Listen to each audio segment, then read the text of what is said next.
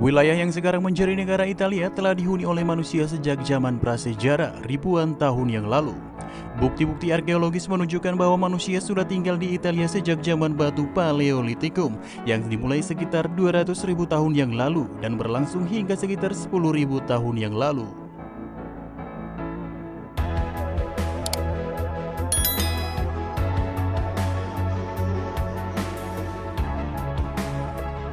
Italia adalah sebuah negara kesatuan republik parlementer di benua Eropa yang terkenal dengan beberapa warisan budaya, seni, arsitektur, dan masakan yang kaya. Negara ini terletak di jantung Laut Mediterania dan berbatasan dengan negara-negara Prancis, Swiss, Austria, Slovenia, San Marino, dan juga Vatikan. Selama masa prasejarah, negara Italia adalah rumah bagi berbagai suku dan kelompok etnis yang berbeda, seperti suku Oscan, Umbrian, dan juga Latin. Suku-suku ini merupakan bagian dari kelompok etnis Italik yang memiliki bahasa dan budaya mereka sendiri. Beberapa buku prasejarah Italia pun mencatat bahwa kelompok etnis ini termasuk beberapa suku awal yang mendiami semenanjung Italia. Seiring berjalannya waktu, peradaban-peradaban yang semakin maju pun muncul di Italia, seperti bangsa Etruskan dan orang-orang Yunani kuno. Kemudian pada abad ke-8 sebelum Masehi, orang-orang Yunani pun mulai mendirikan koloni di selatan Italia dan pulau-pulau seperti Sisilia, membentuk wilayah yang dikenal sebagai Magna Graecia. Dan ini adalah salah satu tahap awal sejarah Italia yang telah dihuni oleh kelompok-kelompok asing. Pada tahun 509 sebelum Masehi, Republik Romawi pun didirikan, setelah pengusiran terakhir dari monarki Etruskan di kota Roma. Pada masa republik ini, Roma dipimpin oleh Senat, Majelis Rakyat, dan 2 konsul yang dipilih setiap tahunnya. Pemerintahan Republik Romawi secara bertahap beralih menjadi monarki otoriter, di bawah kepemimpinan orang-orang seperti Julius Caesar dan Kaisar Augustus, yang kemudian menjadi pemimpin pertama yang memimpin Kekaisaran Romawi. Pada akhirnya Kekaisaran Romawi pun mengalami perpecahan menjadi Kekaisaran Romawi Barat dan Kekaisaran Romawi Timur. Kekaisaran Romawi Barat runtuh pada tahun 476 Masehi akibat serangan dari orang-orang barbar. Sementara Kekaisaran Romawi Timur yang dikenal sebagai Kekaisaran Bizantium masih bertahan hingga tahun 1453 Masehi. Kekaisaran Romawi berdiri setelah melewati serangkaian peristiwa dan perubahan yang berlangsung selama beberapa abad. Sejarah berdirinya Kekaisaran Romawi adalah perjalanan yang panjang, dimulai dari Republik Romawi yang diikuti oleh transisi ke monarki otoriter di bawah pemerintahan Kaisar Augustus. Kekaisaran Romawi memiliki pengaruh yang luar biasa terhadap sejarah, budaya, dan perkembangan dunia kuno. Peninggalan Kekaisaran Romawi pun tersebar luas dan dapat dilihat dalam saluran distribusi global, hukum sipil, pemerintahan republik, kekristenan, dan juga tulisan Latin. Pada abad pertengahan, banyak wilayah di Italia dijajah oleh negara-negara asing.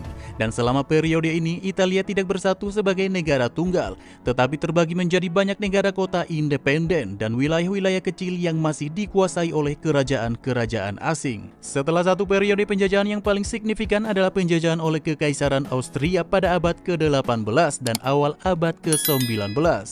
Namun yang paling mencolok adalah bahwa sebagian besar Italia dikuasai oleh negara-negara asing, terutama Prancis dan Austria pada awal abad ke-19. Lalu proses penyatuan Italia pun akhirnya dimulai pada pertengahan abad ke-19 dan mencapai puncaknya dengan penyatuan Italia pada tahun 1861 di bawah pimpinan Raja Victor Emmanuel. Dan setelah penyatuan tersebut, Italia pun menjadi negara yang merdeka dan bersatu sebagai Kerajaan Italia. Lalu pada awal abad ke-20, Italia terlibat dalam Perang Dunia Pertama sebagai anggota blok sekutu yang kemudian mengakibatkan perubahan wilayah Italia. Italia menjadi negara fasis yang dipimpin oleh Benito Mussolini pada tahun 1922 yang kemudian terlibat dalam Perang Dunia Kedua. Setelah Perang Dunia Kedua, Italia pun akhirnya mengalami pemulihan ekonomi dan politik, dan Italia pun resmi menjadi republik pada tahun 1946. Sejak saat itu, Italia pun menjadi negara yang penting dalam bidang seni, budaya, ekonomi, dan politik dunia. Itu juga terkenal dengan warisan sejarah dan budayanya yang luar biasa, seperti seni, arsitektur, dan kuliner Italia yang terkenal di seluruh dunia. Italia adalah salah satu pendiri Uni Eropa dan menjadi negara yang penting dalam politik dan ekonomi internasional. Ibu kota Italia adalah Roma, yang merupakan salah satu kota dengan peradaban paling besar di dunia. Luas negara Italia adalah sekitar 300.1.230 km persegi, dengan populasi di negara ini mencapai sekitar 59 juta jiwa. Bahasa resmi adalah bahasa Italia, dan mata uang resmi di Italia adalah euro. 1 euro sama dengan 16.368 rupiah Indonesia. Sekitar 78,9% masyarakat Italia memeluk agama Katolik, memeluk agama Kristen Ortodoks sekitar 4,6%, dan memeluk agama Islam sekitar 3%, dan memeluk agama Kristen Protestan sekitar 0,6%, sementara agama-agama lain 2,6%. Di negara ini juga masih terdapat ateis sekitar 7,5% dan agnostik sekitar 4,2%. Dan inilah gambar untuk bendera negara Italia.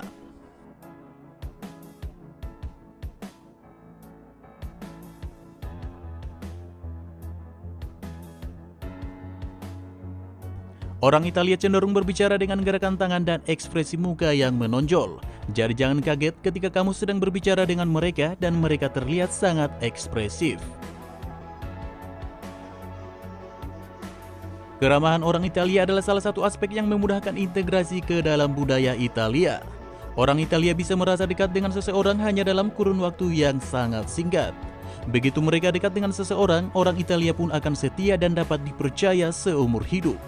Dan jika Anda ingin berteman dengan orang Italia, penting untuk menunjukkan bahwa Anda tertarik pada mereka dan juga budaya mereka. Di Italia, jika Anda keluar rumah tanpa mengeringkan rambut, Anda berisiko terkena colpo di area, atau secara harfiah semburan udara. Colpo di area dapat menyebabkan berbagai penyakit mulai dari sakit leher hingga gangguan pencernaan. Jadi ketika orang Italia sakit, mereka terkadang suka menyalahkan angin. Di Italia, sosok nenek sangatlah dihormati, dan setiap makanan yang dimasak oleh nenek-nenek di Italia selalu dianggap suci. Dan jika Anda menolak makanan pemberian oleh seorang nenek-nenek di Italia, itu adalah suatu kejahatan terburuk yang Anda lakukan di Italia. Jika di beberapa negara-negara lain pertemuan tepat waktu dalam waktu yang sudah dijanjikan adalah sesuatu yang baik, di Italia justru sebaliknya. Di Italia, Anda disarankan terlambat 15 hingga 30 menit dari waktu yang sudah dijanjikan jika Anda ingin berkunjung ke rumah teman atau saudara Anda.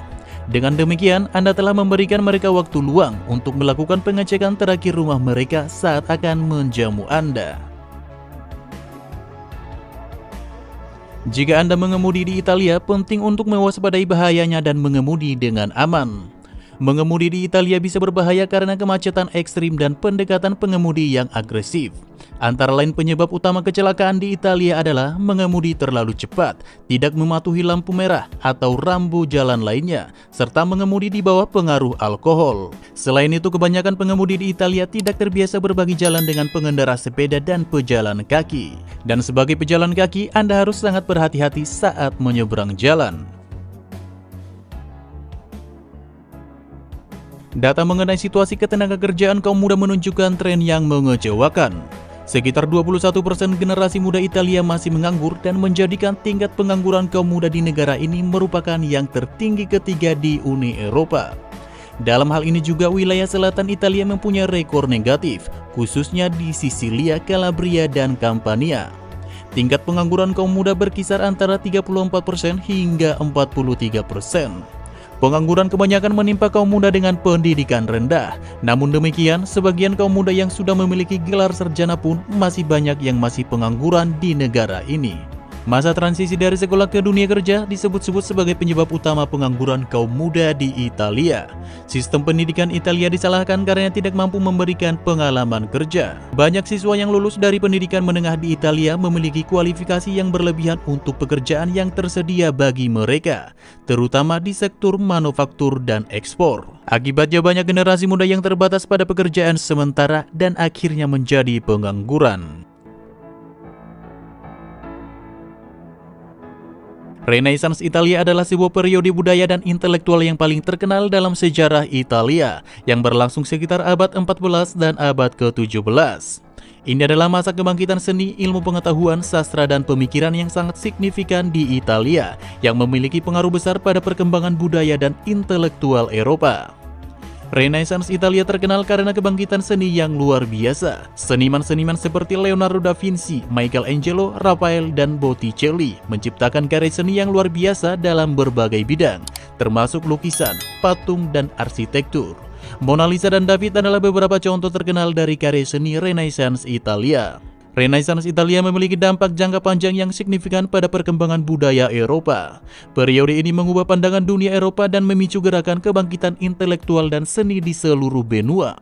Pengaruhnya bahkan mencapai seluruh dunia melalui perjalanan penjelajah dan penyebaran ide-ide Renaissance.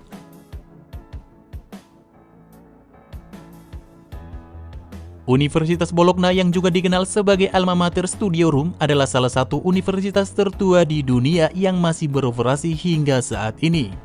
Universitas ini didirikan pada tahun 1088 di Bologna, Italia. Universitas Bologna terkenal karena kontribusinya terhadap perkembangan sistem pendidikan tinggi Eropa pada abad pertengahan dan pengembangan hukum Romawi yang dikenal sebagai hukum Bologna. Universitas Bologna memiliki sejarah yang panjang dan berpengaruh dalam dunia pendidikan, dan prestasinya dalam ilmu pengetahuan dan penelitian telah membantu membentuk fondasi universitas modern seperti yang kita kenal sekarang. Universitas ini adalah salah satu universitas tertua yang masih eksis hingga saat ini, sehingga sering dianggap sebagai universitas tertua di dunia. Melempar koin ke air Trevi adalah sebuah tradisi yang populer di Roma, Italia. Trevi Fountain adalah salah satu air mancur paling terkenal di dunia dan merupakan tujuan wisata yang sangat populer. Tradisi ini melibatkan melemparkan koin ke dalam air mancur dengan harapan agar mimpi atau keinginan Anda menjadi kenyataan.